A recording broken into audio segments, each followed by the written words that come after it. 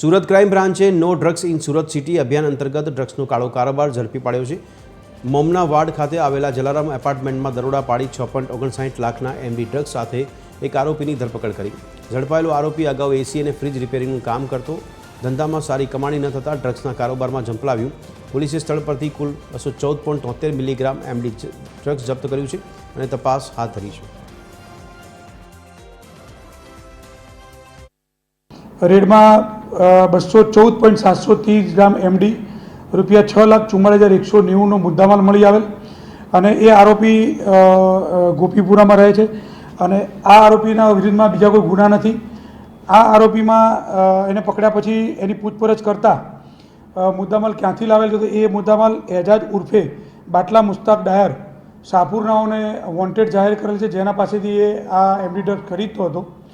અને આ જે જુબેર છે એ જુબેર અલગ અલગ વિસ્તારોમાં જે પોસ્ટ વિસ્તાર છે 18 વેસુમાં છૂટક એમડી ડ્રગ્સ પડીકી બનાવી અને વેચવાનો ધંધો કરતો હતો।